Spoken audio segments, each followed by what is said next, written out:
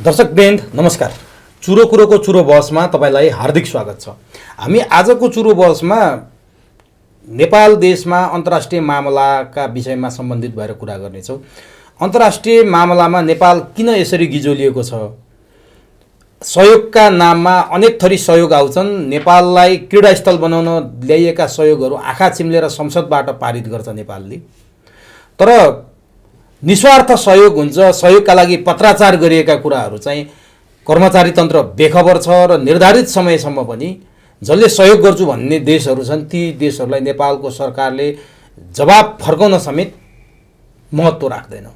नेपाल किन यसरी अन्तर्राष्ट्रिय मामलामा शिकार भइरहेको छ, यही कुरामा केन्द्रित भएर आज हामी विश्लेषक भरत दाहालसँग संवाद गर्दैछौँ। सबभन्दा पहिले म चुरो बहसमा भरत दाहाललाई स्वागत गर्छु। यहाँलाई चुरो बहसमा हार्दिक स्वागत छ। हजुर, धन्यवाद।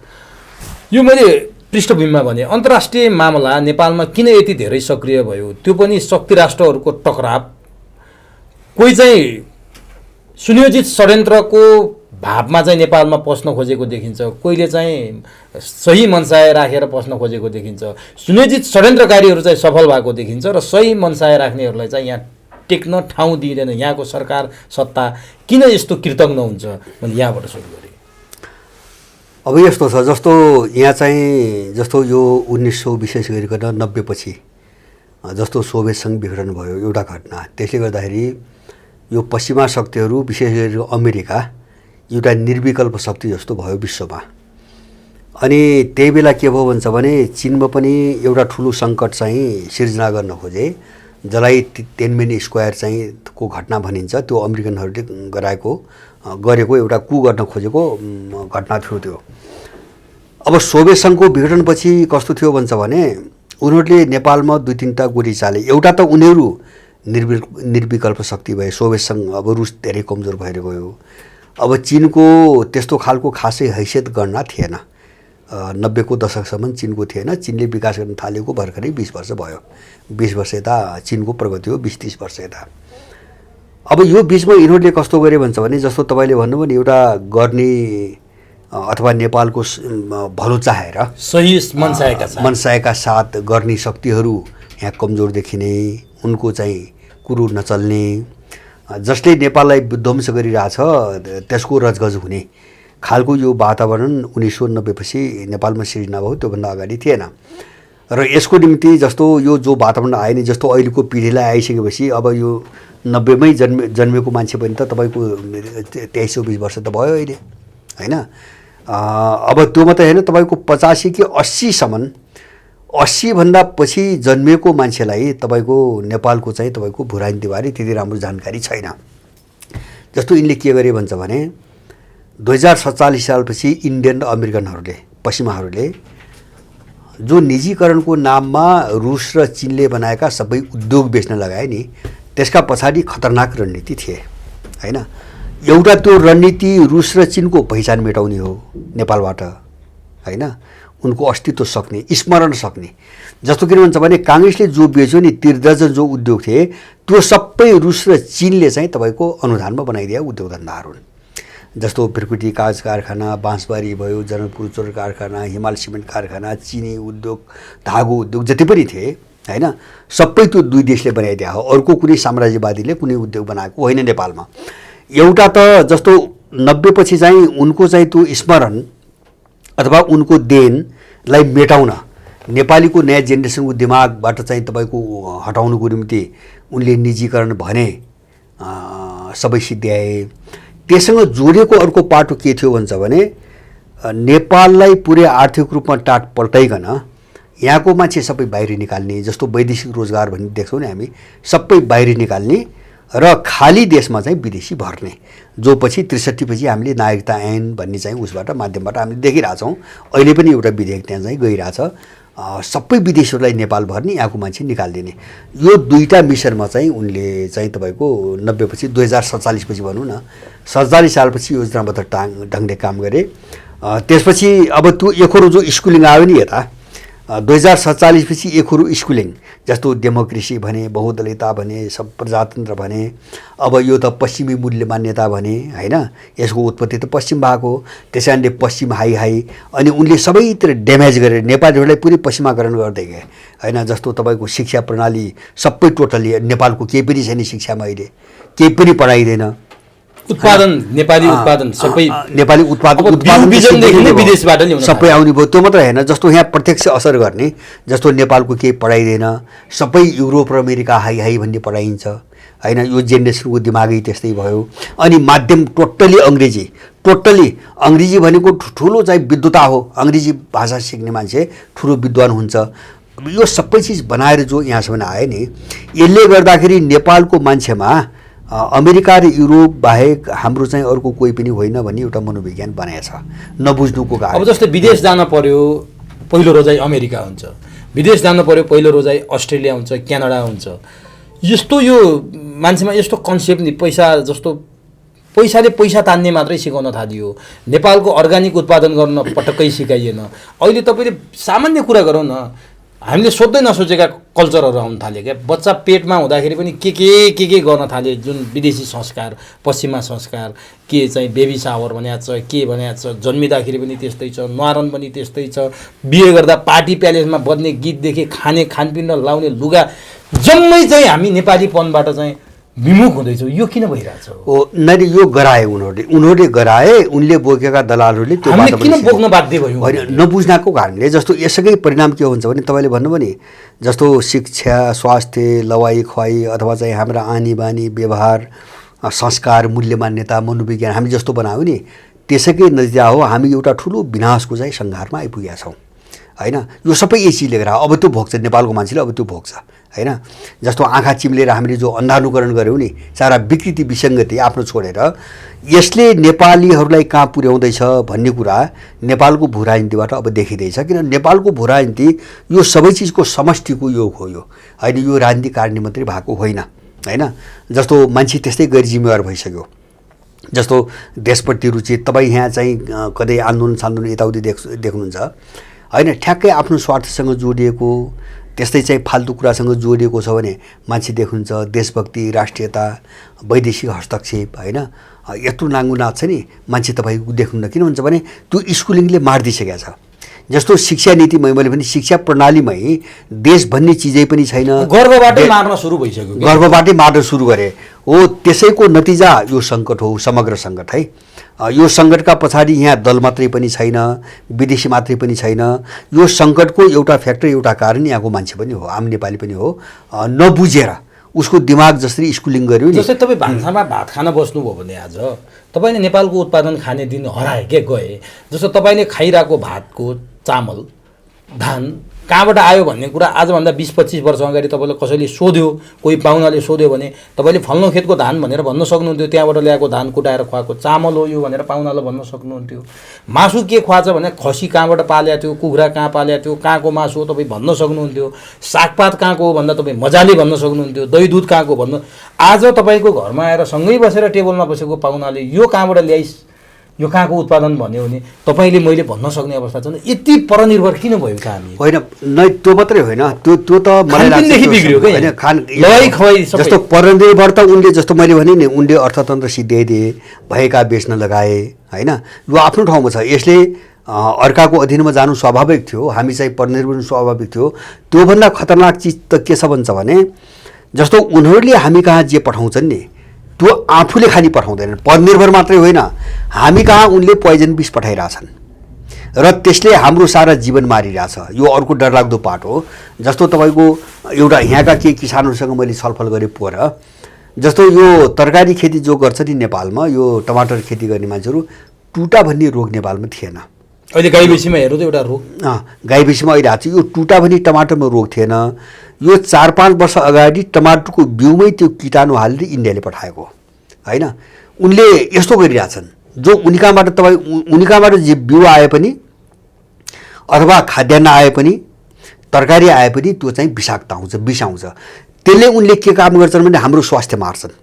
हाम्रो स्वास्थ्य मार्ने भने के हुन्छ भने हाम्रो मस्तिष्क मर्ने हो होइन जस्तो स्वास्थ्य कमजोर भयो त मान्छेको दिमाग त कमजोर हुन्छ, मान्छे सोच्न सक्दैन, रोगी हुन्छ, काम गर्न सक्दैन, मनस्थिति सुस्त भएर जान्छ, हरेक समस्याहरू आउँछन्। त्यस कारणले दिमाग जति छिटो छरितो हुन्छ नि त्यो त उसको खानपानले हुने नै हो। यो सबै आक्रमण हुँदै आएको छ। मैले पनि जस्तो आज तपाईँ घर घरमा प्रत्येक मान्छे सुन्नुहुन्छ नि सुगर, प्रेसर र चाहिँ तपाईँको के अरे थाइराइड, युरिक एसिड लगाए यिनी कमन रोग भइसके होइन। 30 वर्ष औषधि नखाने मान्छे छैन घरमा, होइन औषधि नखाने मान्छे छैन घरमा। औषधि कस्तो बनाएको छ उसले, त्यो बाध्यकारी औषधि बनाए छोड्नै नमिल्ने होइन। उसले स्वास्थ्य मारिरहेछ, औषधि बेचिरहेछ होइन। र हामीले सधैँभरि जीवनमा कमाएको सबै त्यसरी लुटिरहेछ। ल अहिले चाहिँ लगभग सबै नेपालीहरूको कसैले व्यवसाय कसैले जो जागिर गरिरहेछ नि त्यसको टोटल चाहिँ कमाइको आधा पैसा चाहिँ उसले औषधिमा फालिरहेछ। माफियाले जस्तो अहिले चाहिँ यो तपाईँको नारायणगढबाट बुटोल जानु पर्यो भने त्यो राम्रो मान्छे पनि बिरामी हुन्छ। बाटो कसरी बनाइरहेछ भन्छ भने सबैतिर खनेर भत्काएर। ल बाटो बनाउने पनि एउटा लेनबाट चल्न दिएर एउटा लेन बनाउने, अर्को लेन चाहिँ बनिसक्यो भने अर्को खोल्ने हुन्छ नि, सबै भत्काइदिएको छ। र मैले सुने केही मान्छेहरूले रिसर्च गरेका रहेछन् त्यो चितवन चाहिँ तपाईँको देखि नारायणगढसम्मको बाटोले अहिले थप 30% मान्छेमा आँखाको समस्या पैदा गर्यो र त्यत्तिकै चाहिँ फोक्सोको समस्या आयो। त्यसबाट उनले के गरे, उनको औषधि बिक्री भयो माफियाहरूको।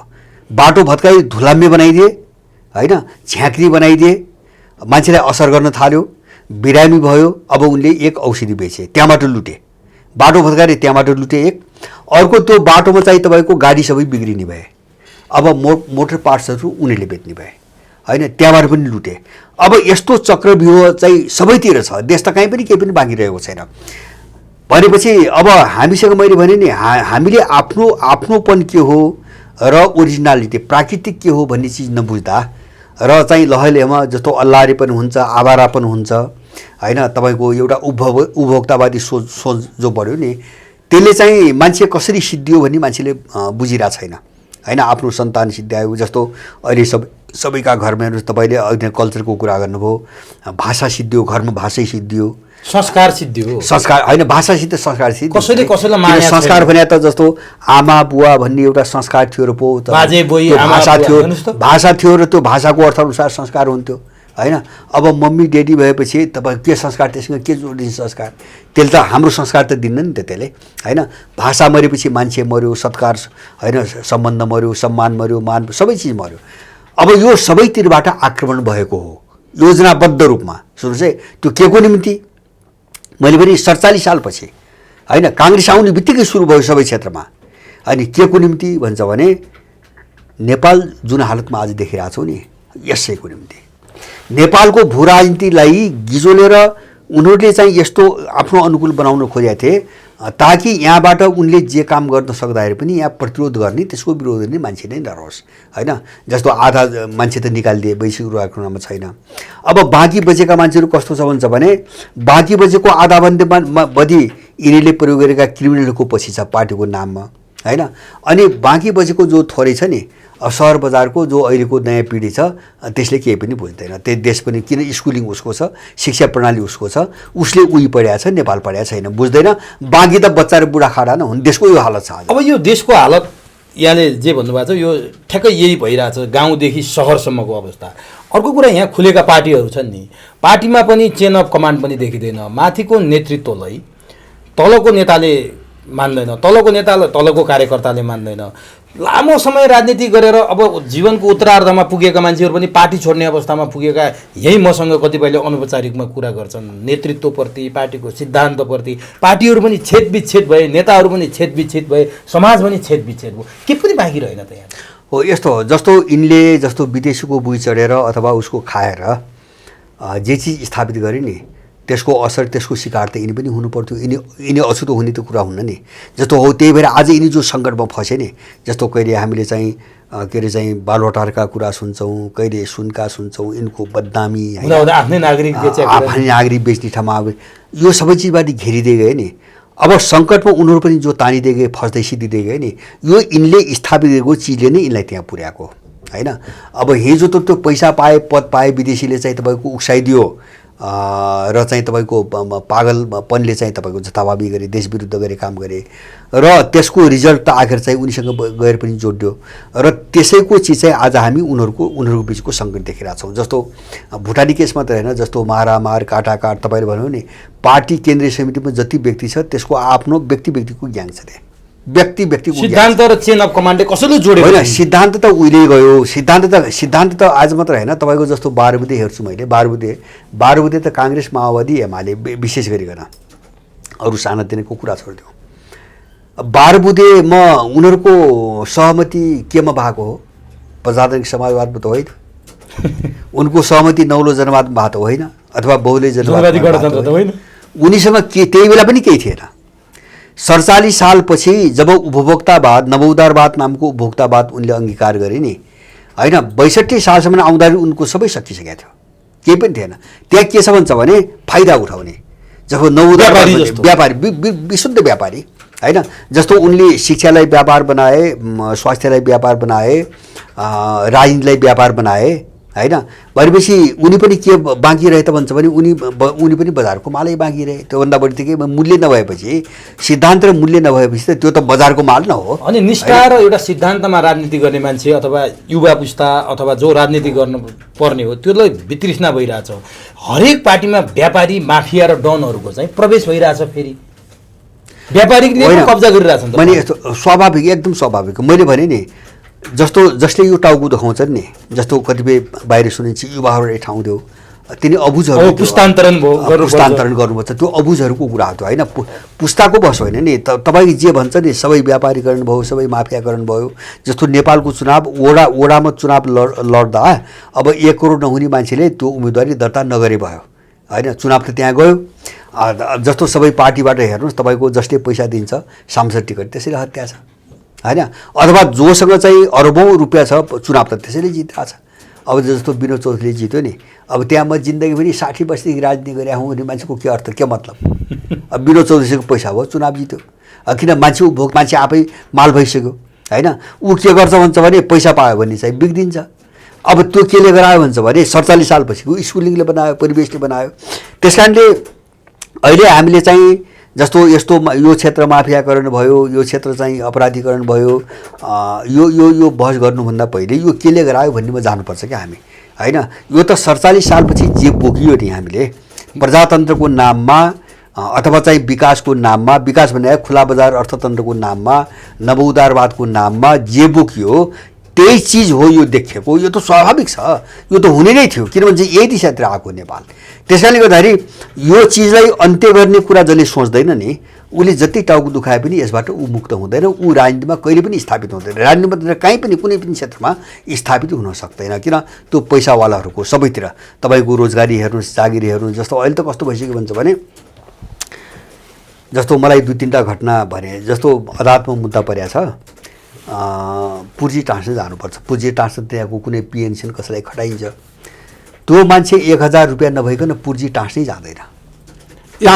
तलब बाहेकको होइन, यहाँ तलब होइन, त्यो जसको मुद्दा हो त्यो मान्छेले त्यसलाई 1000 रुपियाँ नदिने हो भने त्यो पुर्जी टाँस्न जाँदैन। 6 महिनासम्म त्यो पुर्जी रोकिदिएर अदालतमा पुर्जी टाँस्न नै त्यहाँ मान्छे नगएपछि, मसँग भएको घटना भनेका मान्छेहरूले त्यो पुर्जी टाँस्न नगएपछि अन्तिममा ल 1000 म दिन्छु बरु गइदियो भनेपछि 1000 लिएर बरु पुर्जी टाँस्न गयो, होइन। तब तल पिएन पनि त्यस्तो भइसक्यो, अदालत त्यस्तो भइसक्यो। र पैसा बिना त अब चाहिँ तपाईँको न्याय पाइने कर्मचारी जस्तो मालमा तपाईँको जानुहोस्, अरू उसमा जानुहोस्, पैसा नदिकन तपाईँको काम हुन्छ भने यो चाहिँ मूर्खले मात्रै सोच्छ। अहिले सबै अपराधीकरण भइसक्यो। अनि चाहिँ तपाईँको हामी व्यक्तिलाई मात्रै दोष लगाएर यसलाई मात्रै चाहिँ उ गरेर हामी बसिरहेका छौँ, होइन। यसबाट कहीँ पनि निकास पाइन्न।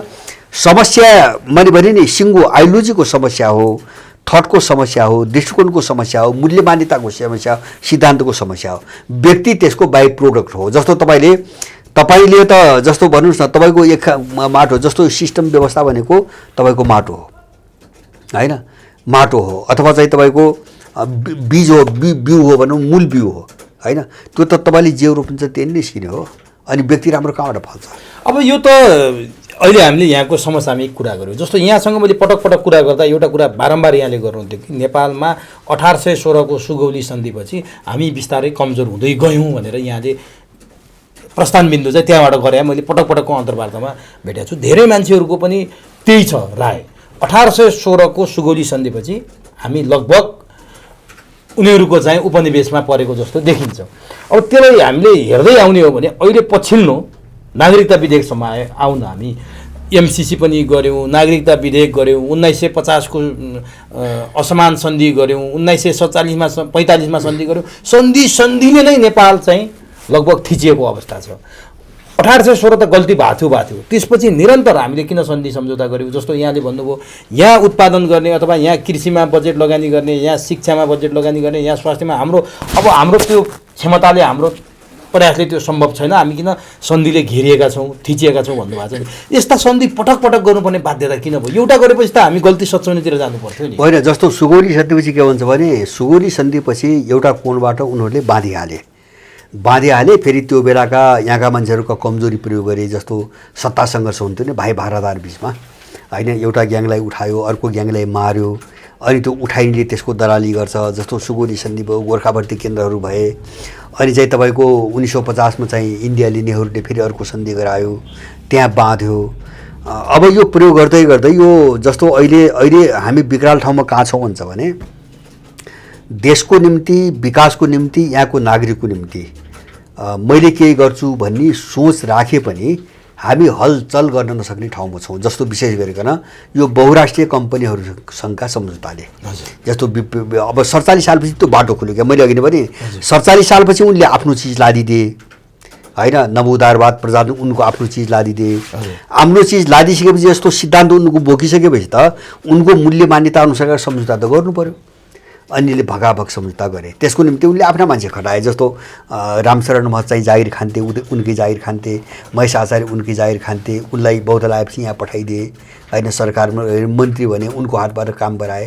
र अहिले चाहिँ हामी चाहिँ केही पनि गर्न नसक्ने हालतमा छौँ। अब यो समस्या समाधान लडाइँ बेगर अर्को कोणबाट हुँदैन, होइन? एउटा ठुलो लडाइँ, त्यो पनि लडाइँ कस्तो हुन्छ भने त्यो साम्राज्यवादी जसले सम्झौता हामीले बाँधेको छ नि त्योसँगको वारपारकी लडाइँ बाहेक अरू कुनै पनि लडाइँबाट हामीले चाहिँ देशमुक्त अब गर्न सक्दैनौँ। जस्तो म तपाईँलाई 3-4 उदाहरण दिउँ देश कहाँ छ भन्ने कुरो। जस्तो एमसिसी को पूरक सम्झौता हेर्नुहोस्, 2019 मा ओली सरकारको पालामा भएको। नेपालको सबै चाहिँ सुरक्षा निकायहरू एमसिसीले कोअर्डिनेसन गर्न सक्ने भनेको छ, अथवा उसले ह्यान्डल गर्न सक्ने। सेना, पुलिस, जिल्ला प्रशासन सबै गयो, उसको हातमा गयो। सम्झौतामा लेखिया छ, होइन? त्यो नेपालीहरूले पढ्नु पऱ्यो, बहस गर्नु पऱ्यो। अब सुरक्षा प्रणाली विदेशीको हातमा गइसक्यो। अब तपाईँको जस्तो कर्मचारी तन्त्र सबै इन्डियनको हातमा छ। किन भन्छ भने जति सरकारी अफिसहरू छन्, अड्डाहरू छन्, यिनका सबै खाता एभरेस्ट ब्याङ्कमा खोलिन्छन्, अन्त खोलिँदैनन्। त एभरेस्ट ब्याङ्क इन्डियन ब्याङ्क हो, होइन? इन्डियामा पन्जाब नेसनल ब्याङ्क भन्छ, यहाँ एभरेस्ट ब्याङ्क नाम राखेको छ। अब त्यहाँ खाता त्यो त कर्मचारीको सबै हुरिया विवरण सबै हुन्छ। नेपालमा कति कर्मचारी छन्, को कुन हैसियतमा औकातमा छ, सबै चाहिँ रेकर्ड इन्डिया कहाँ छ। र त्यही अनुसार यहाँ मान्छे किनेर प्रयोग गर्ने गर्छ उसले, होइन? अब कर्मचारी क्षेत्रको सूचना हामीसँग छैन, इन्डियामा छ। सुरक्षा सबै अमेरिकाको हातमा। राष्ट्रिय परिचय पत्रको कुरा गर्दा राष्ट्रिय परिचय पत्र रुजु गर्ने जिम्मा रवि लामिछानेले एउटा फ्रेन्च कम्पनीलाई दिएका थिए। सायद त्यो पैसाको भाग खान नपाएर हो नारायण गाजीहरूले रद्द गरे। मैले खान नपाएर हो भन्छु, होइन? अरू कोही हुँदो हो, उनले दिनुपर्ने अरू कोही हुँदो हो, रद्द गरे। अब त्यो गरेको भए जस्तो राष्ट्रिय परिचय पत्र कस्तो हुन्छ भने नागरिकता खारिज गरेर राष्ट्रिय परिचय पत्र ल्याइरहेछ। त्यसमा व्यक्तिको टोटल बायोडाटा सबै तथ्याङ्क हुन्छ, व्यक्तिको केही पनि लुक्दैन, त्यसमा सर्वाङ्ग हुन्छ। अब त्यो चाहिँ तपाईँको फ्रेन्चरको हातमा दिएको थिए, होइन? अब नेपालमा जति व्यक्ति छन् नागरिक टोटल उनको सूचना सबै फ्रेन्चरको हातमा दिने निर्णय रवि लामिछानेले गरेका थिए, होइन? अब व्यक्तिका सूचना हामीसँग छैनन्। अब इन्भोइसका नाममा हामीले हाम्रो सेक्युरिटी सबै अमेरिकन नम्बरको नाममा त्यहाँ चिप्स राखेर नेपालका टोटल सवारी साधन, सवारी मात्र होइन यातायातका साधन सबै सूचनाहरू चाहिँ तपाईँको इन्भोइस नम्बर मार्फत अर्काले लिइरहेछ। भनेपछि हामीसँग के छ? जस्तो तपाईँको राज्य प्रणाली भन्नुहोस्, तपाईँको हरेक मन्त्रालयका नीतिहरू जस्तो कृषि नीति, वनजङ्गल नीति, बिउबिजन नीति, अथवा जल नीति, खाने नीति, होइन? पानी नीति, पशुपक्षी जति नीति छन् नि, शिक्षा स्वास्थ्य जति सबै एनजिओले बनाउँछ नेपालमा। सबै टोटल एनजिओले भने देश त एनजिओले चलाएको छ। एनजिओले चलाएको छ हो। देशको शासकै एनजिओ हो, पश्चिमाहरूको एनजिओ हो। सबै नीति उनले बनाएपछि त अब नेपाल अनुसार त्यहाँ त काम त भइरहेको छैन। त्यो त यिनले पनि इन्कार गर्न सक्दैनन्। भनेपछि कहाँ चाहिँ यिनको हातमा देश क्या? सबै चाहिँ तपाईँको गइसकेका छ, सबै बिचिसकेका छन्, सुझ्नै छैन। अनि बाँकी भएका यिनी भाटहरू चाहिँ यो मन्त्री बना भन्छ, विदेशी त्यो मन्त्रा भन्छ, अनि मन्त्रालयका तिनी चाहिँ रेकर्डहरू फाइलहरू पनि सबै बेचिसके, जम्मै बेचिसके। कतिपय गोप्य कागजातहरू जम्मै बेचिसके, अहिले पनि भेटिन्न। ठुलो समस्या भइसकेको छ। माने देशलाई पुरै बिक्री गरिसकेका छन्, पुरै बिकिसकेका छ। माने अब त्यो विस्फोट भएको त्यो रूप किन हामीले देखिरहेको छैनौँ त? होइन, देश सबै बिकिसकेका छ, बेचिसकेका छ भने हाम्रो चाहिँ भूराजनीतिक जो चाहिँ तपाईँको एउटा अवस्थिति छ नि, त्यो कारणले नेपाल ठ्याक्कै ढलेको नदेखिएको हो। जस्तो विशेष गरिकन अन्तर्राष्ट्रिय शक्ति सन्तुलन जो नेपालमा देखिन्छ नि, जस्तो दक्षिणतिर इन्डिया छ, उत्तरतिर चीन छ, होइन, यिनी दुवैलाई गिजोल्नको निम्ति अमेरिका पश्चिमाहरू पस्नु खोज्छ। माने खोक्रो भइसकेको छ, त्यो केले अड्डेको छ? होइन, सन्तुलनले होइन। एउटा त आध्यात्मिक कोणबाट, जस्तो हाम्रो देश एउटा जस्तो मूल्य मान्यता हुन्छ नि, तपाईँले भने एउटा कोण के हो भन्छ भने, जस्तो यहाँ तन्त्रमन्त्रको देश, जस्तो तन्त्रमन्त्रको देश, अथवा जस्तो यहाँ सभ्यता छ, सभ्यतासँग जोडिएका मूल्य छन्, मान्यता छन्, संस्कार छन्, त्यो त बलियो हुन्छ, होइन। एउटा त्यसले पनि अड्याइरहेछ। अर्को राजनीतिक कोणबाट के हुन्छ भने, यो पछिल्लो कालमा नेपालभित्र जो अन्तर्राष्ट्रिय शक्तिहरूको सन्तुलन देखा पर्यो नि, जसलाई हामीले त्रिपक्षीय सन्तुलन भन्छौँ, होइन। एकातिर चाइना, अर्कोतिर चाहिँ तपाईँको इन्डिया, र तेस्रो चाहिँ तपाईँको पोलमा युरो अमेरिकनहरू। यो तिनवटा चाहिँ तपाईँको सन्तुलनको तानातान जो छ नि, यो तानातानले अड्किएको छ नेपाल, है। तानातान जस्तो अहिले ठ्याक्कै एउटातिर ढल्किहाल्न सक्ने सामर्थ्य पनि छैन, किन एउटातिर ढल्क्यो भने गर्लमै सिद्धिने स्थिति छ। त्यो सन्तुलनले मात्रै जोगाएको नेपाल भित्र त एउटा राज्य भन्छ नि, राज्यको नाम त केही पनि छैन यहाँ। भने यो सन्तुलनमा जोगिएको नेपालमा अर्को एउटा सनसनी आएको छ कि रसिया पनि अब यहाँ एक्टिभ भएको अथवा क्रियाशील भएको सङ्केतहरू देखिन थाले। रसियाले योभन्दा अगाडिबाट पनि यहाँ नेपालमा चासो राखेको हामी देख्छौँ। अहिले रुसले चाहिँ 13वटा विषयमा नेपालसँग सम्झौता गर्न खोजेको भन्ने कुराहरू पत्रचार गरेको कुरा सार्वजनिक भयो, जो परराष्ट्र मन्त्रालय बेखबर भएका कुराहरू पनि आए। रुसले जुन विषयमा नेपालमा सम्झौता गर्न खोजेको छ अथवा नेपालमा विकास गर्न खोजेको छ, इलेक्ट्रिसिटीदेखि लिएर मलसम्मका कुराहरू त्यहाँ जोडिएका छन्, बत्तीदेखि लिएर। यो विषय चाहिँ अब रुस म पनि छु है भन्न खोजे हो, अथवा रुस साँच्चीकै भित्रैदेखि अघि हामीले सुरुमा भने जस्तो अन्तरात्मादेखि नै नेपालमा केही गर्न चाहन्छ, अथवा रुसको इन्ट्रीले चाहिँ के सन्देश दिन्छ? अब यस्तो यो धेरै महत्त्वपूर्ण चिज हो। मलाई के लाग्छ, जस्तो अहिलेसम्म हामीले नेपालको भूराजनीतिको कुरा गर्दाखेरि अमेरिकन, इन्डियन र चिनको हामीले छलफल गर्थ्यौँ। मलाई लाग्छ त्योभन्दा धेरै ठुलो चाहिँ प्रभाव छाप्ने गरी चाहिँ रुस आउँदैछ, र उसको उपस्थिति यो अहिलेको त्रिपक्षीय जो शक्ति सन्तुलन छ नि, योभन्दा बढी प्रभावकारी हुन्छ भन्ने चाहिँ मलाई लाग्छ। जस्तो रुसको कुरा उठाउनु भयो, मैले एउटा समाचार पढेको थिएँ 5-6 वर्ष अगाडि, सायद त्यसको अलिकति केही अधगट्टी मसँग छँदै, रुसको राजदूत, काठमाडौँ स्थित राजदूतले उही बेला एउटा सार्वभौमिकमा एउटा गुनासो गरेका थिए। उनले के भनेका थिए भन्छ भने, हामीले नेपालको जलस्रोतमा ठुलै लगानी गरी चासो पटक पटक नेपाल सरकारसँग राख्यौँ, तर नेपाल सरकारले हाम्रो त्यो प्रस्ताव कहिले पनि चाहिँ तपाईँको चासो देखाइन, वास्तै गरेन भनेका छ। उसले वास्तै गरेन भनेका छन्। अब अति भएपछि उनीहरू चाहिँ सार्वभौमिकमा बोले। एउटा राजदूतले हामीले बारम्बार लामो समयदेखि यस्तो प्रस्ताव राख्दाखेरि नेपाल सरकारले वास्ता गरेन भनेर उनले सार्वजनिक रूपमा बोले। त्यो बेलाको रुस अलिकति फरक थियो, होइन। जस्तो 5-6 वर्ष अगाडिको रुस भनेपछि कमजोर रुस हो, होइन, एकदमै कमजोर रुस हो। अन्तर्राष्ट्रिय भूराजनीतिमा होला एउटा चाहिँ सैन्य शक्ति त थियो, तर अरू कोणबाट अन्तर्राष्ट्रिय भूराजनीतिमा त्यति बढी भूमिका नभएको देश थियो। तर अब अहिले जो रुसको प्रस्ताव आएको छ नि, अब त्यो पनि 14वटा छ र सबै क्षेत्रमा छ, जस्तो छात्रवृत्तिदेखि लिएर हाइड्रोसम्म, होइन, मलदेखि लिएर रेलवेको कुरा पनि छ, होइन। मेची महाकाली रेलवेको कुरा पनि छ। किन रुसले हिजो पनि गरेको हो, जस्तो जनकपुर चुरोट कारखाना लगायत, त्यो मात्रै होइन, यही महेन्द्र राजमार्ग पनि त पुरुष सायद रुसले बनायो। यहाँका उद्योग कारखाना त थुप्रो सबै ठुलो योगदान गरेको थियो रुसले।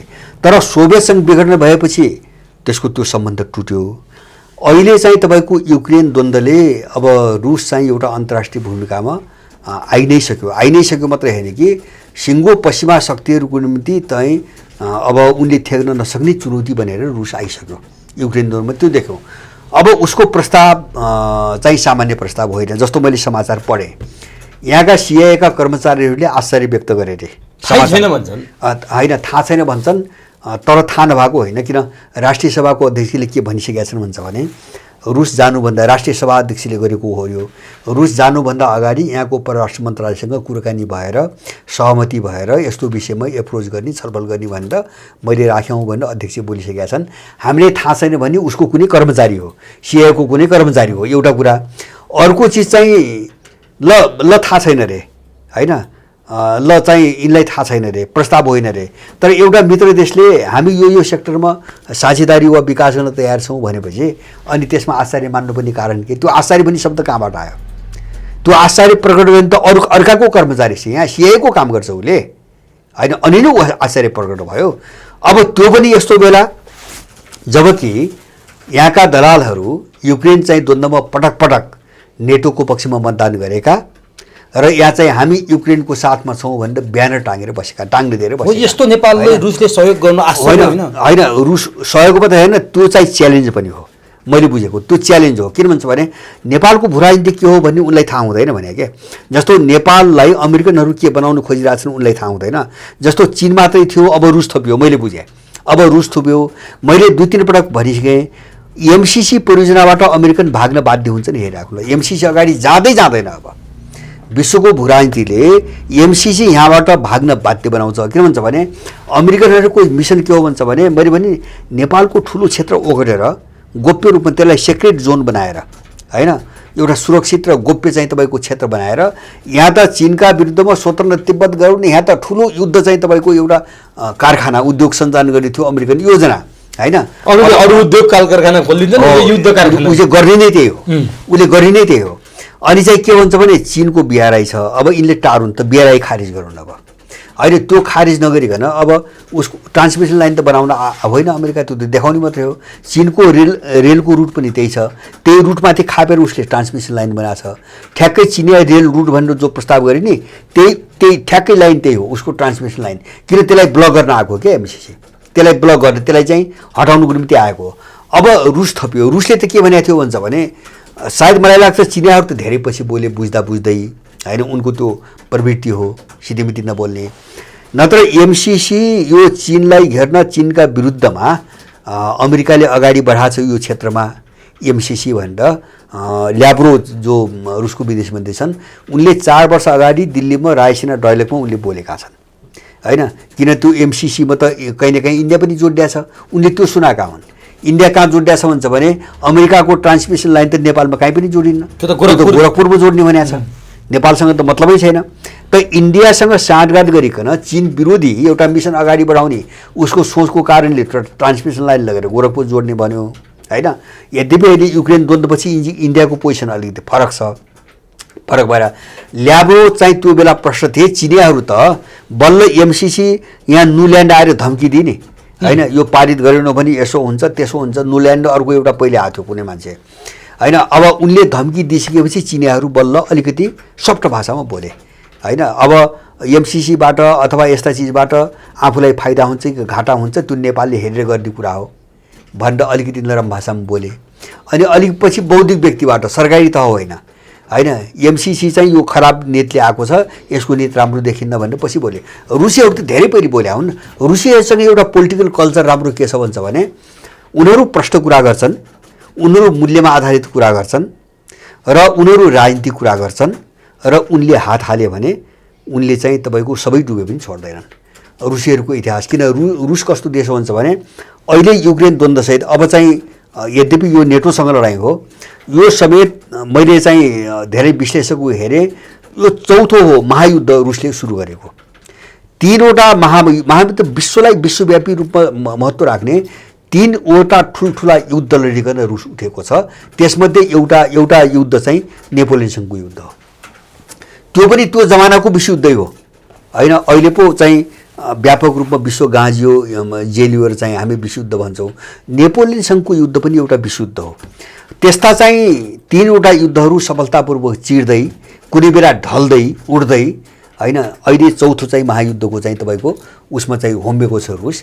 त्यस कारणले उसले के हो भन्छ भने अमेरिकाको टट्टु भएर हैन जो युक्रेनमा यिनले भूमिका खेले उनले त हेरिरहेछन् नि नम्बर 1 र नेपालको भू राजनीतिलाई अमेरिकाले जहाँ लग्न खोजिरहेछ नेपाल जस्तो बनायो हैन त्यो पनि हेरिरहेछन् र अमेरिका यहाँ त्यो ढङ्गले सफल भयो भने त्यसको नतिजा के हुन्छ त्यो चाहिँ चीनले पनि बुझिरहेछ रुसले पनि बुझिरहेछ त्यसकारणले यो प्रस्ताव एउटा चाहिँ के हुन्छ भने जस्तो मैले अर्को सरसर्ती हेर्छु जस्तो यिनका सहयोगहरू हेर्छ नि रुस र चीन मात्रै हामीले इतिहास हेर्दाखेरि है यस्तो देश हुन् जसले नेपालमा केही गरिदिए बापत बनाइदिए बापत हामीलाई यसो देऊ कहिले पनि भनेनन् विशुद्ध चाहिँ तपाईँको मित्रताको भावले गरिदिए यत्रो उद्योग धन्दा 3-4 दर्जन उद्योग धन्दा बनाइदिए त्यस बापत उनले केही पनि मागेनन् यहाँको दलालले एउटा मागेको कुरो चाहिँ कसैले एउटा पनि भन्न सक्दैन तर बाँकी देशको देखुन्छ नि इन्डियन र अमेरिकन युरोपियनको देखुन्छ नि उनीहरू सर्त हुन्छ त्यस त्यो कुनै ठाउँमा उनले सहयोग गरेको नौटङ्की गरे भने त्यस बापत उनले के पाउने हैन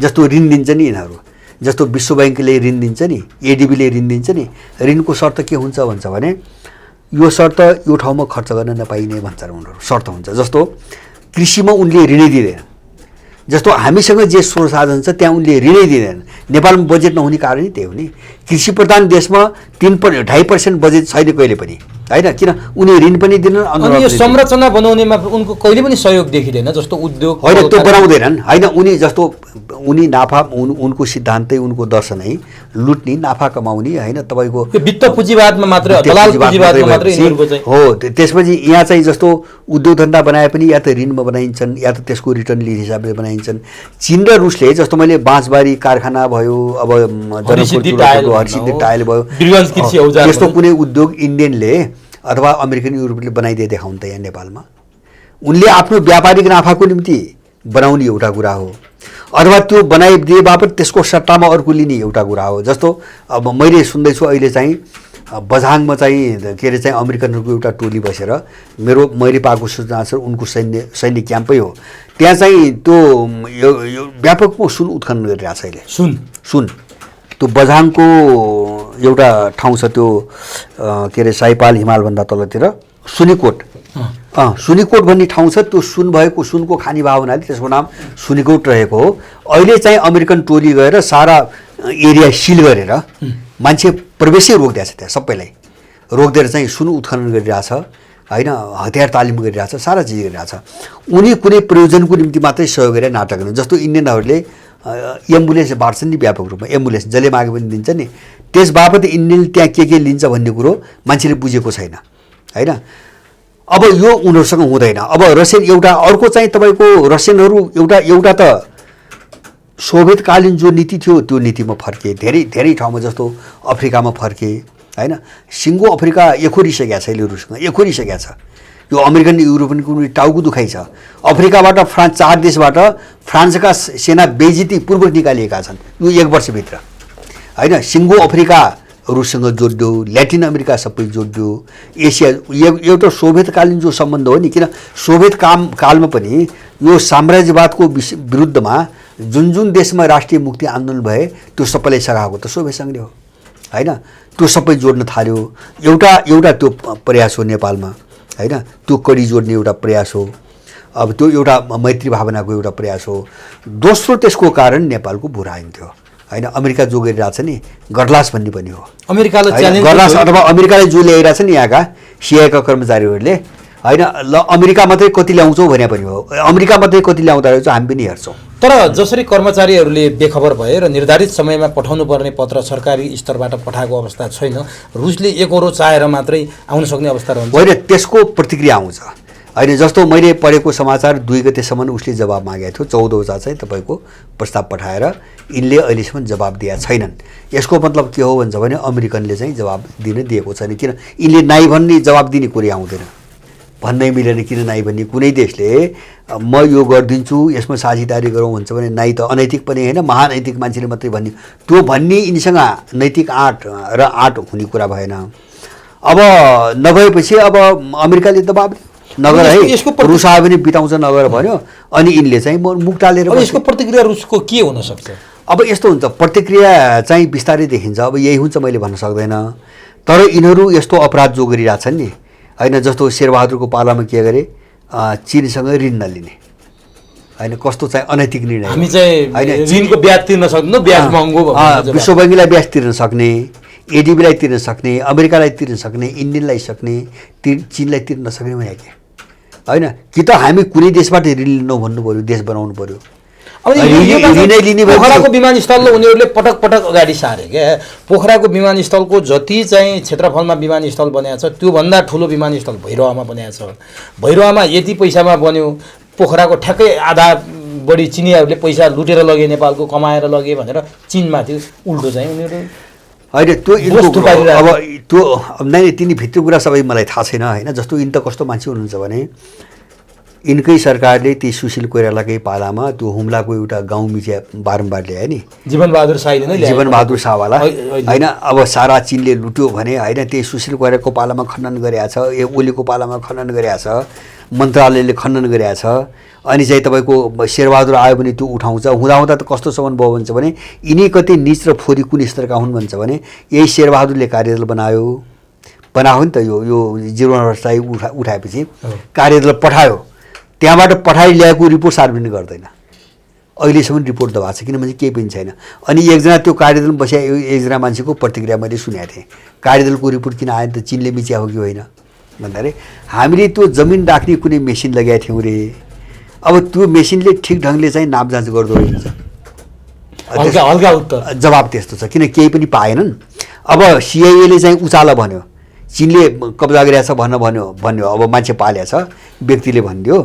अनि त्यही नाममा अब आफ्नो व्यक्तिले काङ्ग्रेसबाट एउटा व्यक्तिले उठाएपछि ल छानबिन गर्ने भनेर भन्नु पऱ्यो, काङ्ग्रेस सरकारले पठाइदियो, पाएन, केही पनि पाएन, मेसिन बिग्रिएछ भन्नु पऱ्यो होइन। मेसिन बिग्रिएछ भने त्यो प्रस्ताव दबाए।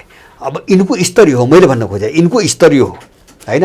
एउटा मान्छेमा निम्न स्तरको मान्छेमा हुनुपर्ने यिनीसँग स्तर छैन। रुसको प्रस्ताव त सहयोग लिने भने नेपाललाई त धेरै फाइदाको कुरा पनि, त्यहाँ हतियारको कुरा पनि छैन, सेनाको कुरा पनि छैन, हस्तक्षेपको कुरा पनि छैन, पूर्व पश्चिम रेल भन्ने चान्चुने कुरा होइन। ऊ बोलेका कुरा जम्मै गरेको पनि अवस्था देखिन्छ। मलले नेपालका किसानहरू आजित छन्, मलको कुरा उसले गरेका छ। हाइड्रोमा यति धेरै सम्भावना छ, खोला झोलामा हालेर बसेका छन्, ओगटेर बुढो गोरुले गाई ओगटे जस्तो ओगटेर बसेका छन्, त्यसमा कुनै भएको छैन। म गर्छु भनेर आउँदा यिनीहरू सुख समृद्धका कुरा गर्छ, तर समृद्ध गर्दिनेलाई किन यहाँ होइन। समृद्धिसँग त यिनको मतलब भएन, यिनले आफ्नो चाहिँ बाउको आदेश पालना गरे हो होइन। कतिजेल यिनीहरू यो होइन सबै होइन। मैले भने नि मेरो हेर्नुहोस्, म त प्रश्न के छ हुन्छ भने विश्वको भराइदारी यिनको अन्तिम अवस्था आइसकेको छ, प्वाख उम्रिसक्यो। अब होइन प्वाख मात्रै होइन, यिनको काल आइसकेको छ। अब यो भूराजनीतिक चाहिँ चपेटमा परेर यिनी यसरी मासिनेवाला छन् कि यिनले त्यो कल्पना पनि गरेका छैनन् अहिले, र यिनले सजिलो ठानेका छन् होइन। जस्तो यिनले के ठाने होलान् भन्छ भने अब अमेरिका र रुसको लडाइँ भएको छ भने युक्रेनतिरै भएको छ, यिनलाई त्यो होला होइन। तर युक्रेनको कडी, किन यो विश्वव्यापी रूपमा चाहिँ यत्रो लडाइँ भइरहेछ चारैतिर सबैतिर, यसको असर भइरहेछ, यिनी यहाँबाट उम्कन्छ भनी ठाने होलान्। तर यिनीहरू चाहिँ यिनको राम्रोसँग पतन हुन्छ होइन।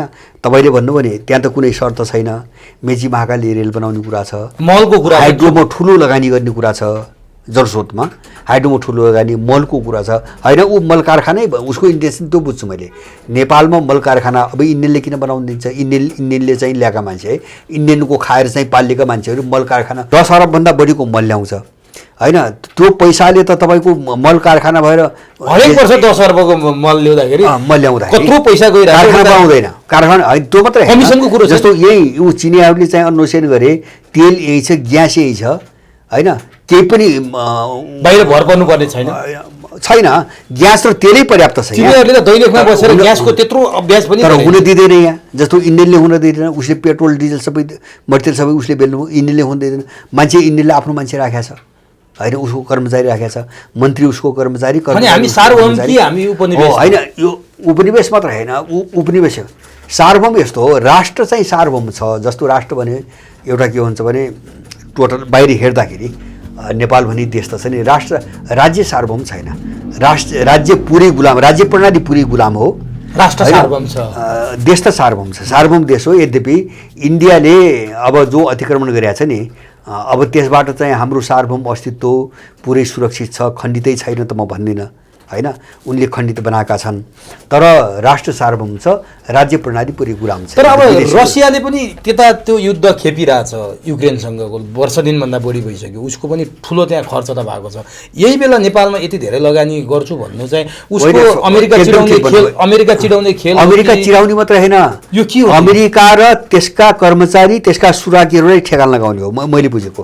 जस्तो रुस त्यहाँ मात्रै होइन, किन नेपाल मात्रै भन्नुहुन्छ, अमेरिका जहाँ जहाँ न्यु खोजिरहेछ नि सबै ठाउँमा रुस पुगेको छ। जस्तो जापानलाई एउटा सेन्टर बनाउनु अमेरिका अघि रुस पछि भइसक्यो। जस्तो कुरिल द्वीपमा लगेर त्यत्रो चाहिँ क्षेप्यास्त्र तैनात गरिसक्यो, जापानको साथै उडिरहेछ, जापानको सिमानैसँग सटाएर त्यत्रो मिसाइल सिस्टम तैनात गरिसक्यो रुसले हैन। जस्तो कुरिल द्वीप जो विवाद छ, जापानले मेरो भन्छ तर रुसले चर्चिँदै आछ।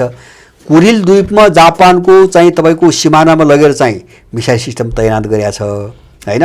त्यो के हो भन्छ भने त्यो अमेरिकालाई हेरिकनै गरेको हो त्यो भन्नु कि नै। अर्को चाहिँ नेपालमा किन आयो, नेपाल किन आयो भन्दाखेरि त्यो अमेरिकाले नै हेरेर आएको हो। त्यो नेपालको भू राजनीतिमा अमेरिकाको जो इन्ट्रेस्ट छ नि त्यसलाई चुनौती दिनेको निम्ति अब ऊ चाहिँ यहाँ बढी चासो देखाएको छ। अब त्यसपछि अत्यधिक ठुलो उसको मेहनत कहाँ छ भन्छ भने अफ्रिकामा, अफ्रिका साफ पारिसक्यो रुसले। किनभने त्यो भने सिङ्गो अफ्रिका उनको लुटको थलो हो। अमेरिकन युरोपियनहरूको त उपनिवेशै छ। जस्तो फ्रान्सका 7-8 देशमा सेनै छन्, चार देशबाट निकालियो, अन्तबाट निकालिने क्रम छ। जर्मनीको छ, स्पेनको छ, यिनी सबै धमाधम निकालिँदैछन् हैन। सबै रुसी कित्तामा गइसक्यो उनीहरू सबै। उनले चाहिँ जहाँ जहाँ यिनले चाहिँ आफ्नो पन्जा गाडेका छन् नि, रसियनहरू सबै ठाउँमा पुगेका छन्। त्यस कारणले अब उनको यो चासो मात्रै होइन, अब यो सिआइएका कर्मचारीहरूले यही ढङ्गले उपेक्षा, एक खालको उपेक्षा हो नि त हैन, वास्ता नगरे जस्तो त के होस् र भने यसको मूल्य चुकाउँछन् हो मैले बुझाएँ। कि विश्वको भू राजनीति हेर्दा नेपालको भू राजनीति त यसको मूल्य यिनले चुकाउनु पर्छ र चुकाउनु चाहिँ नै। अब रुसले चाहिँ सही मनसायले गर्ने कामको मनसाय बोकेरै आएको हो यो कुरा, यो कुनै प्रोपोगन्डा पनि होइन होइन यो धेरै पहिले भने उनले, मैले अघि तपाईँलाई भने नि, मैले 6 वर्ष अगाडि रुसी राजदूतको एउटा इन्टरभ्यू हेरेको छु। हामीले लामो समयदेखि भन्दा पनि नेपालले हाइड्रोमा लगानी गर्ने, नेपालले हामीको त्यो माग प्रस्तावको वास्तै गरेन भनेर रुसी राजदूतै बोलेको छ। भनेपछि स्थिति यस्तो आयो, चीन हिजो मात्रै एउटा समाचार सार्वजनिक भएको छ कि विश्वमा सबैभन्दा बढी कार निर्यात गर्ने जापानले पनि उछिनेर चीन अगाडि गइसक्यो। अमेरिकालाई ठुलो धक्का चीनले दिइरहेको थियो। नेपालमा अमेरिकाको इन्ट्रेस्टमा चीनलाई चाहिँ यो कुरा राम्रैसँग बुझेर चीनले पटक पटक जवाब दिइरहेको थियो। अब रुस पनि थपियो भने अमेरिकाको हालत के हुन्छ र देशको होइन?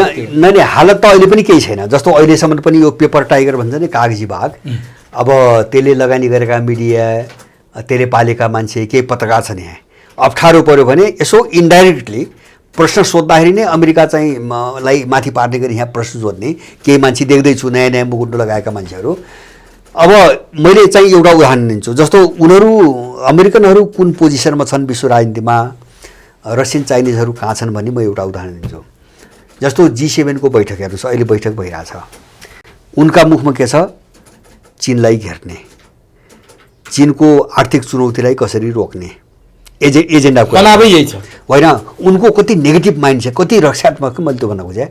चीनको आर्थिक वृद्धिको सामना कसरी गर्ने, आफ्नो कसरी गर्ने भन्दैनन् उनले, अर्काको सामना कसरी गर्ने भन्छन् क्या। अर्काले गरिरहेछ त्यो सामना कसरी गर्ने, चीनलाई कन्टेन कसरी गर्ने, रुसमाथि चाहिँ अब के प्रतिबन्ध लगाउने हैन, उनका एजेन्डा यी छन्। जस्तो बाइडेन बोल्यो अस्ति जापान गएर, G7 को बैठकभन्दा बाहिर अनौपचारिक, अब जापानमाथि सुरक्षा आयो भने हामी चाहिँ परमाणु चाहिँ सुरक्षा दिन अमेरिका तयार छ हैन, ऊ परमाणु सुरक्षा। अनि अस्ति फिलिपिन्समा गएर त्यो अमेरिकाको बोलेको थियो, त्यो रक्षा मन्त्री के बोलेको थियो भन्छ भने दक्षिण कोरियामाथि उत्तर कोरियाबाट कुनै थ्रेट आयो भने अमेरिकाले परमाणु हतियार प्रयोग गरेर भए पनि दक्षिण कोरिया जोगाउँछ भन्ने बोल्यो हैन। तर यहाँ अर्को त्यो भने यिनी कहाँ छन्? तपाईँले एउटा कारको कुरा गर्नुभयो, 2 हप्ता अगाडि कुरो हो। अहिले चाहिँ चीनले आफ्नो तर्फबाट जो विश्वभरि व्यापार गर्छ नि, त्यो उसले विश्वभरि आयात निर्यात जो व्यापार गर्छ त्यो व्यापारभन्दा डलरभन्दा युवानमा बढी गर्न थाल्यो। एउटा समाचार 2 हप्ता अगाडि आछ हैन। अहिले त डलरमै बढी हुन्थ्यो, तर युवानमा उसको व्यापार डलरभन्दा माथि पुग्यो, उसको आन्तरिक व्यापार। एउटा कुरा। दोस्रो तपाईँको अर्को समाचार छ 3 दिन अगाडि, पहिलो पटक इतिहासमा पहिलो पटक युआनमा कारोबार गरिएको एउटा करोडौँको चाहिँ सामान युएई हैन संयुक्त अरब इमिरेटबाट चीन प्रस्थान गर्यो एउटा कार्गो जहाज जुन जहाज त्यो त होलमा ठुलो मात्राको माल जुन माल चाहिँ युआनमा चाहिँ तपाईको किनिएको थियो अथवा चाहिँ उपलब्धि भएको थियो भनेपछि उनीहरू आफ्नो काम गरिरहेछन् आफ्नो विकास गरिरहेछन् अर्काको चिन्ता उनले छैन हैन त्यहाँ अमेरिकालाई कसरी घेर्ने अझै तपाईको के अरे कमजोर कसरी पार्ने बेलायतलाई कसरी कमजोर उनको कहिले एजेन्डा पनि सुन्नु भएन उनले यो मुखबाट पनि निकाल्दैनन् हैन उनले चाहिँ सबैको भलाइको कुरा गर्छन् र त्यति गरेन भने पनि उनले आफ्नो प्रगति कसरी कुरा गर्ने भन्ने गर्छन् हैन तर यिनी पश्चिमाहरूको अमेरिकनहरूको तपाईको प्रत्येक बैठकका एजेन्डा हेर्नुस् एकदम नेगेटिभ अर्कालाई कसरी सक्ने चीनले विकास गरेको पनि उलाई कसरी कन्टेन गर्ने घेर्ने भन्छ जस्तो अझै ली ट्रस गए नि ताइवान उले के भन्यो चीनको विकासलाई रोक्नको निम्ति इकोनोमिक नाटो चाहिएको छ अरे नेटो सैन्य सङ्गठन जस्तै आर्थिक रूपमा नेटो जस्तै एक ढिक्का भएको एउटा आर्थिक सङ्गठन चाहिएको छ जसले चीनलाई पछारोस् पो भन्छ त्यहाँ गएर हैन अब अहिले मैले हिजो मात्रै मिडियामा छ एउटा ब्रिटिस अरबपतिको चाहिँ भनाइ हो सनसनी मच्या छ अहिले युरोपभित्र 2030 सम्म बेलायत पोल्यान्ड भन्दा गरिब हुँदैछ पोल्यान्ड बेलायत भन्दा माथि जाँदैछ यो सर्वे चाहिँ तपाईको उले गरे रहेछ लेबर पार्टीले 4-5 वर्ष अगाडि गरे रहेछ हिजो अस्ति मात्रै बेलायतको अरबपति बोल्यो 30 मा पोल्यान्डले हामीलाई उछिन्छ हैन धन सम्पत्तिमा भन्यो र त्यो सर्वेले त्यो उसले के भन्छ भने 2040 मा हामी युरोपको अत्यन्तै गरिब मान्छेमा परिणत हुँदैछौँ युरोपकै अत्यन्तै गरिब मान्छेमा हामी परिणत हुँदैछौँ हालत त्यो छ हैन उनीहरू चाहिँ कसलाई चाहिँ घेर्ने र चाहिँ कन्टेन गर्ने भन्ने चाहिँ बहस गर्छन् आफू सकिएको खुस्किएको थाहा छैन हो यही हो नवउदारवाद यो लुटेरा सिद्धान्त छ नि जसलाई उनले नवउदारवाद भन्छन् जसलाई डेमोक्रेसी भन्छन् जसलाई विकास भन्छन् यो नै एउटा अपराधिक चाहिँ मानसिकताबाट विकास भएको छ त्यसैले यिनलाई समाप्त भयो भनेपछि एउटा युग अब समाप्त भइसक्यो भनेर समाप्त भयो जस्तो मलाई त खुसी के लाग्यो भन्छ भने रुसीहरूले जब त्यो प्रस्ताव राखे नि अब CIA का यहाँ जति कर्मचारी छन् नि यिनको कद्दिन छ भन्ने कुरो अब यिनले गन्ती गर्न सुरु गरे हुन्छ मैले यो के कारण भन्छु भने रुसी कल्चर यिनले बुझेका छैनन् रुसीहरू मूल्यमा काम गर्छन् हैन चीनीहरूको फरक छ अलिकति हैन जस्तो चीनीहरू धेरै सफ्ट देखिन्छन् नि अब यस्ता मूल्यमा सिटिबिटी बोल्दैनन् भनेपछि रुसीहरू एकदमै हार्डलाइनर हुन् हैन उनको स्पष्ट एउटा चाहिँ लाइन हुन्छ क्या जस्तो मूल्य मान्यता र सिद्धान्तमा अलिअलि काम गर्ने मान्यता हुन्छ जस्तो यसो गरेपछि जवाफै नदिएपछि उसले छोड्दैन त्यसले जवाफ नदिने कारण के हो त भन्छ नि अब हैन मैले यति गरिदिन्छु भन्दाखेरि त्यसले जवाफ नदिने कारण के हो हैन यसले जवाफ दिन्छ उसले रिएक्सन त्यही हो भनेपछि मूल्य राम्रो पाटो यो यहाँले भने जस्तो ठुलै मूल्य चुकाउनु पर्ने अवस्था चुकाउँछन् र अमेरिकन भाग्छ हेरिराख्नुला अब म अन्तिममा छु यतातिर यो अमेरिकाले यस्तो गरिरहँदा फेरि भारतमाथि पनि अमेरिकाले प्रहार गरेको छ भारत र नेपालले सँगै प्रहार अमेरिकाका विदेश मन्त्रीले बोले कि भारतको भाजपा पार्टीका विभिन्न विङ्सले नेपालका नेतालाई हिन्दू धर्मको पक्षमा बोल्न पैसा दिन्छ र पैसा दिएर बोल्न लगाउँछ भनेर बोले फेरि यहाँ चाहिँ के भइरहेको यो यता पनि प्रहार गरिरहेछन् फेरि गरिरहेछन् नैरी यस्तो हो भाजपाले दिया होला अब उनले दिँदै पनि आछन् सबै नेपाल पनि हैन नेपालमा छन् आरएसएसको काम पनि मान्छे धेरै छन् तर अमेरिकनहरूले त्यो उठाउनुको तुक छैन उनको कोणबाट है किन त्यो भाजपाले यहाँ पैसा दिएर मान्छे चाहिँ परिचालन गरेको त्यो परिचालन गरेको पनि समग्र जो हामीले हिन्दू भन्छौँ त्यसको निम्ति होइन त्यो आरएसएसको हिन्दुत्वको निम्ति पैसा दिनु उनीहरूले हैन जस्तो उनले चाहिँ जसलाई पैसा बाँड्छन् या खुवाइरहेछन् पैसा उनले योगी नरेन्द्रनाथको कुरा गर्दैनन् उनले फाल्गुनन्दको कुरा गर्दैनन् उनले गोरखनाथका कुरा गर्दैनन् हैन उनले कसका कुरा गर्छन् हेडगे वार गोलवारका कुरा गर्छन् हैन जस्तो फोटोमा मालेपाटमा गराए नि पोटो धेरै गराए त्यस्ता एजेन्ट यहाँ धेरै छन् तर अमेरिकनहरूको कुरो त्यहाँबाट आएको होइन अमेरिकनहरूको कहाँ हुन्छ भने यो आरएसएसले गराइरहेछ भन्ने कुरो चाहिँ तपाईँको अमेरिकनलाई 5 वर्ष 6 वर्ष अगाडिदेखि थाहा छ किन बोलेको थिएन अहिले अमेरिकन बोलेको हुन्छ नि इन्डियालाई आतंकित पार्ने किन युक्रेन द्वन्द्वमा इन्डियाले साथ दिएन हैन रुससँग सम्बन्ध चाहिँ तोड्न राजी भएन अनि उसलाई बदनाम गर्ने कमजोर बनाउने र चाहिँ तपाईँको अलिकति तर्साएर चाहिँ तपाईँको काबु ल्याउने उसको रणनीति हो र अब नेपालमा पनि त्यही हो जस्तो भित्र त उनले धेरै कोणबाट एनालिसिस गरे हुन्छ नि हामी पो बाहिर चाहिँ केही घटना मात्रै देख्छौँ जस्तो भित्रको यहाँ डेभलपमेन्ट भइरहेको हुन्छ नि अब त्यो उनको प्रतिकूल चाहिँ भइरहेको हुन्छ उनको प्रतिकूल गइरहेको हुन्छ अब यहाँ पनि केही मान्छेले आतंकित पार्ने जस्तो अमेरिकन प्रतिवेदनमा त के भन्यो निर्लज्ज त्यो एउटा नेपालको हकमा चाहिँ इन्डियाको हकमा एउटा धार्मिक चाहिँ तपाईँको द्वन्द्व गराउनु पनि उनको मनसाय देखिन्छ, रणनीति त्यो हो। जस्तो नेपालमा के भनेको हुन्छ भने सबभन्दा ठुलो बेदखली यहाँ क्रिस्चियनिटीको नाममा भइरहेछ। मान्छे किन्ने होइन, तपाईँको के अरे चाहिँ तपाईँको पैसाको खोलो बगाउने, घर घर जाने, क्याम्पेन चलाउने, सारा व्यथिति उनी गरिरहेछन्। तर त्यसको रिपोर्टले के भन्छ यहाँ भन्छ भने धर्मनिरपेक्षता घोषित भएपछि बुद्धिस्टहरूको नाम ल्याएको छ। बुद्धिस्टहरूलाई अलिकति चाहिँ सहज त भयो नेपालमा आफ्नो गतिविधि गर्न पाए। क्रिस्चियनहरूप्रति एकदम ठुलो दमन छ, टाइट गरिया छ, क्रिस्चियनहरूलाई चाहिँ अगाडि बढ्न दिइरहेको छैन भनेर त्यो रिपोर्टमा ल्याएको छ। भने त्यो क्रिस्चियनको नाममा यहाँ मान्छे उगास्ने अलिकति गिजोल्ने खालको उनको नेपालमा त्यो रणनीति देखिन्छ। किन यिनले सबै कोनबाट कहाँ गिजोल्ने भन्छ भने जस्तो मैले भने नि जस्तो भुटानी काण्ड आयो एउटा उनले गराए, अनि चाहिँ के अरे चाहिँ अब चाहिँ क्रिस्चियनमाथि चाहिँ तपाईँको धार्मिक स्वतन्त्रता छैन भन्ने, अब त्यहाँबाट गिजोल्ने, अलिकति 2-4 जना उनका एजेन्टको रूपमा काम गर्ने क्रिस्चियनहरू उठाउने, बक्तीबाजी गरेर आदि इत्यादि। भनेपछि अमेरिका किङ कर्तव्य विमुडको अवस्थामा हो, केही पनि छ हो। ऊ चारैतिर फस्यो, अपराध गर्दै गएपछि ऊ चारैतिर फस्यो। त्यस कारण इन्डियालाई तर्साएर रुसबाट अलिकति टाढा राख्न सकिन्छ भन्ने उसको कुरो त्यही, उसको कोणबाट बर्बरहाट मात्रै हो। आरएसएसले के गरिरहेको छ भन्ने कुरो उसलाई 10 वर्ष अगाडि थाहा छ, अहिलेसम्म किन बोलेन। इन्डिया जब उसको निम्ति एकदमै प्रतिकूल गइसकेका थिएन, एकदम उसको निम्ति एकदमै अनुकूल थियो, त्यो बेलासम्म यी सबै कुराहरू चाहिँ भित्रै रहे, उसले देखेन। अहिले आयो जस्तो भुटानी भयो नि त, भुटानी 2016 देखि बेचाउँदा किन्दै आज क्रेता त उयो हो नि, भनेपछि यहाँको दलाल हो, क्रेता त त्यही हो। आत्तिएर उसले कार्ड फालिरहेछ, बस यी कार्ड चाहिँ सबै निरर्थक हुने, काम लाग्दैन, केही पनि काम लाग्दैन यस्ता कार्डहरू। किन ऊ के हो भन्ने कुरो सबैले बुझिसकेपछि त्यो कार्डले कामै गर्दैन। उसको नियत सबैले बुझेपछि यस्ता कार्डले काम गर्दैन। टेक्ने नसमाउने अवस्थामा अमेरिका पुग्दैछ र मलाई विश्वास छ, मेरो आफ्नो तर्फबाट विश्वास छ, जो एमसीसी भनेर जुन डरलाग्दो योजना आयो नि, हुन त सम्झौतामा त्यो लेखा छ। जस्तो पैसा खर्च उसको 1 रुपैयाँ पनि भएको छैन। नेपालले बजेट छुट्याएर वर्षेनी दिइरहेछ, 5 अरबभन्दा बढी खर्च भइसक्यो होइन। बरु उसका मान्छेले तलब खाइरहेछन् यहाँबाट अमेरिकनहरूले। यसले के गर्छ भन्छ भने यसको सम्झौता त के हो भन्छ भने त्यो एमसीसी प्रोजेक्ट सकियो भने अथवा चाहिँ एमसीसीलाई बिचमा केहीले चित्त बुझेन, यो बिचमै पनि उसलाई चित्त बुझेन, अथवा सकिसकेपछि पनि चित्त बुझेन भनेपछि एमसीसी रिजेक्ट गरेर हात झिक्न सक्ने सम्झौतामा अधिकार छ होइन। उसलाई चित्त बुझेर ऊ के गरे मात्रै त्यो भुक्तानी दिने हो, खर्च त नेपालको भइरहेछ। अब उसलाई चित्त बुझेन भने जति खर्च हुन्छ नेपालको हुन्छ, उसको के जान्छ, नेपाललाई कंगाल बनाउने तर्फ खाने निस्किने हो। पैसा त उसले दिया त छैन अहिलेसम्म।